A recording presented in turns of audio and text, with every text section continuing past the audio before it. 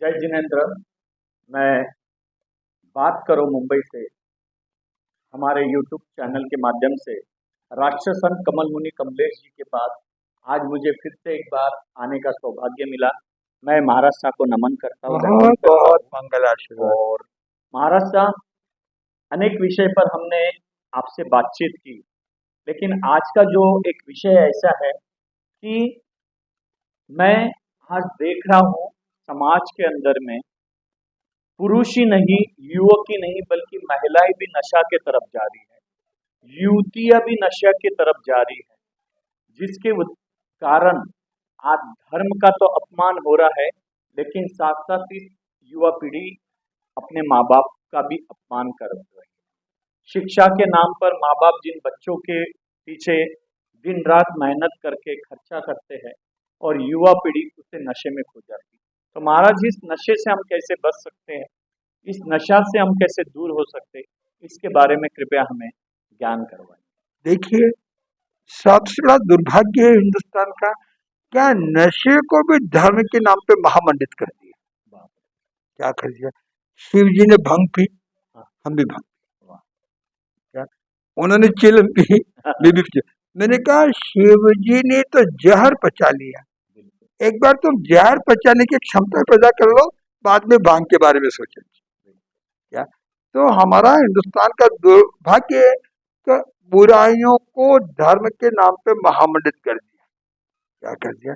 और नशा सर्वनाश का द्वार, बुद्धि का दिवाला, शरीर की बर्बादी, पैसे का नाश और कैरेक्टर का नाश। और जो नशे का प्रयोग करता है वो आध्यात्मिक हो ही नहीं सकता। नशे और आध्यात्मिकता में 36 का आंकड़ा है। जो आध्यात्मिक होगा वो नशा नहीं करेगा। आज कुरान में भी लिखा है कि अंगुली पे भी शराब लिख जाए तो अंगुली काट के फेंक। यानी नशे इंसान को शैतान बना देता है, राक्षस बना देता है और उन्माद ले आता है।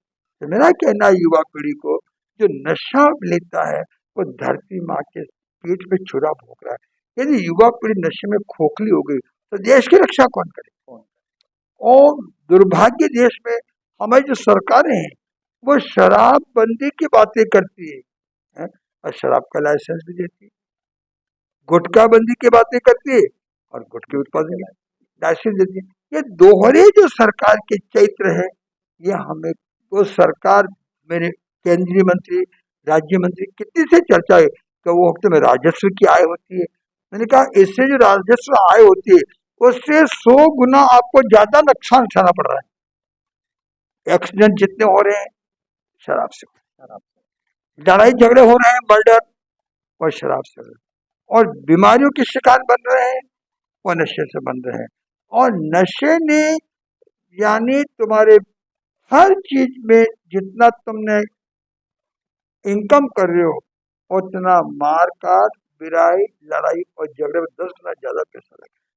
तो जब तक इनको नहीं रोका जाएगा तब तक देश, आतंकवाद से भी नशा 1000 गुना ज्यादा खतरनाक है। आतंकवाद तो 2-4 लोगों को मारता है और नशा 30 लाख लोगों पर हर साल हमला करके अकाल मौत का शिकार बनाता है। तो मेरा ये कहना है कि WHO उन्होंने कह दिया कि लाखों आदमी मौत के शिकार हो रहे हैं, तो जान के साथ खेल के और किसी चीज को देना ये सरकार के लिए उचित नहीं, धर्म गुरुओं के लिए उचित नहीं और सभ्य समाज के नैतिक आदमी के लिए उचित नहीं। आज जितनी कैंसर की बीमारी हो रही है वो गुटखा, तंबाकू, बीड़ी, सिगरेट से हो रही है, या किडनी खराब हो रही है, लीवर खराब हो रहा है, ये सब का। और घर घर में जो लड़ाई झगड़े, कलह और बर्बादी हो रही है, मर्डर हो रहे हैं, पति पत्नी की हत्या हो रही है, ये सब नशे के पीछे। और अपराध भी नशे से बढ़ रहे हैं। अपराध के बढ़ने का मूल कारण है नशे को पैसा चाहिए। जो स्मोक वाला है, हेरोइन वाला है, ये इनको पैसा न मिलता है तो अपराध करते हैं, चोरी करते हैं, लूटपाट करते हैं और नशे की पूर्ति करते हैं और उसके लिए मर्डर भी करते हैं। और उसके लिए, और जो नशे ने राजा महाराज के राजमहल को खो दिया, तो आपके मेरे पास में क्या है?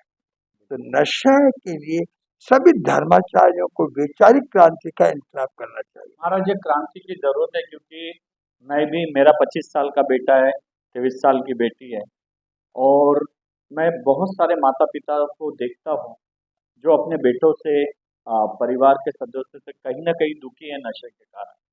और आज इसको हमको बहुत सारे सामाजिक संस्थाएं, बहुत सारे धर्मगुरु ने इसकी पहल करना चाहिए, जो आज हमारे कमल मुनि कमलेश जी महाराज ने पहल की है। और महाराज मैं तो चाहता हूँ कि सरकार ने भी इस विषय में पहल करनी चाहिए। सरकार का पहला कर्तव्य है जनता के स्वास्थ्य की रक्षा करना, संविधान में वचनबद्ध है।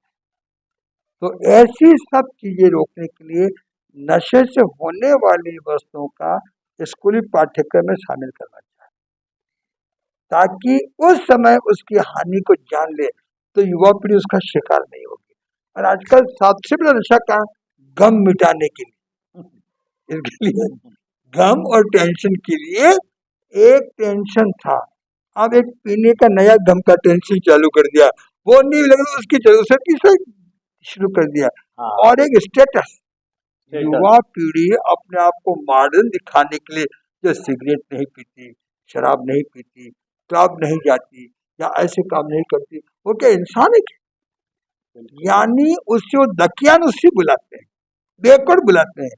तो आजकल जो हमारा मीडिया है, हमारा पाठ्यक्रम है, हमारी सरकार है, अंतर्राष्ट्रीय सोची समझी षड्यंत्र की रणनीति है कि मानवता को खोखला कैसे किया जाए, और ये खोखले हो जाएंगे तो अपनी दवाएं बिकेगी, बिल्कुल ये लड़ेंगे अपने हथियार बिकेंगे, बिल्कुल, ये उद्दंड बनेंगे तो हमारी दुकानदारी चलेगी।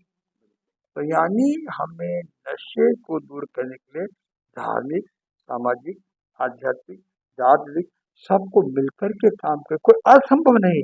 और बता दूं आपको, ये तो थोड़े साल में ही जब वो कैंसर का रोगी बनेगा, हार्ट का रोगी बनेगा, किडनी फेल होगी, तो अपने आप लाइन पे आ जाएगी। महाराज अभी मैं कई लड़कों को देखता हूँ, बीच में एक वीडियो भी आया था, मोबाइल के लोग इतने एडिक्शन हो गए हैं, रात रात भर वो रील देखते हैं, रात रात भर नेट पे रहते हैं, इंटरनेट पे रहते हैं। तो ये भी तो एक नशा ही है महाराज। नशा जिसके बिना नहीं रह सकता उसका नाम नशा। नशा जिसके बिना मैं नहीं, या मैं गाड़ी के बिना नहीं रह सकता, या मोबाइल के बिना नहीं रह सकता, या मैं माँ बाप के बिना नहीं रह सकता, ये सब नशा है। और शराब का नशा तो 2-4 घंटे में उतर जाता है, लेकिन ये नशा आदमी को मरते तक पीछा नहीं छोड़ता। और ये सब नशा हावी होने से वो इंद्रियों का गुलाम हो गया, उसके आध्यात्मिक शक्ति की इम्यूनिटी जो पावर था, जी और महाराज, पावर का दीवाना निकल गया। बिल्कुल महाराज। महाराज साहब, तो मैं तो चाहता हूँ कि ऐसी छोटी छोटी शाखाएं होनी चाहिए, लगनी चाहिए, जहाँ स्वास्थ्य को, युवाओं को हम लोग अध्यात्म और योग के तरफ ला सके। 30 लाख संत हिंदुस्तान के अंदर है, 30 लाख, कहते हैं, और 5 लाख ही गांव है। यदि एक एक संत 2-2 गांव गोद ले ले और शिक्षा, चिकित्सा, नशा मुक्ति, प्रेरणा, आर्थिकता के काम करे, तो 5 साल में राम राज्य आ जाएगा। तो महाराज साहब, मैं एक बहुत अच्छा, महाराज ने बताया है कि पूरे भारत देश में 30 लाख से भी अधिक संत है, और संतों की ये भूमि है। अगर ये संतों की भूमि पहल करती है तो यकीनन हमारे भारत देश के युवा, युवती और बहुत सारे लोग जो नशे के तरफ जा रहे हैं, हम इसे रोक सकते हैं।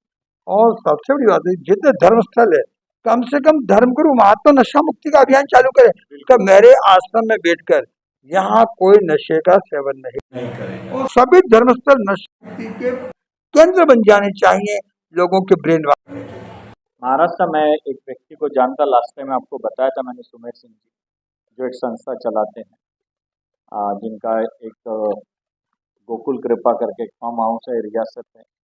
वो अपने एम्प्लॉयज, अपने वर्कर लोग जो भी है, वो पहले ही जांच पड़ताल करके लिख लेते कि आप अगर नशा करते हो तो यहाँ पर नहीं कर सकोगे, यहाँ पर किसी भी तरह का मद, मांस का आप उपयोग नहीं कर सकते हो।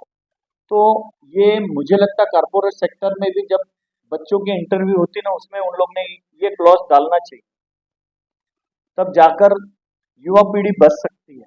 सबसे बड़ी बात है कि नशा सेवन करने वाले को उपासना करने का अधिकार नहीं देना चाहिए। नहीं देना। ये लोग अपना प्लान पे आ जाए। बिल्कुल महाराज साहब। तो ये एक बहुत अच्छी, आज नशे को किस तरह से रोका जाए, हमारे राष्ट्र संत कमल मुनि कमलेश महाराज जी ने अपने प्रवचनों के द्वारा हमारे से आज बात करें मुंबई से। तो मैं उनका तहे दिल से धन्यवाद देता हूँ कि उनके ये विचार आप YouTube के माध्यम से पूरे भारत देश में पहुंचाएं। इसको लाइक करें, सब्सक्राइब करें। जय हिंद, जय भारत, जय जिनेन्द्र।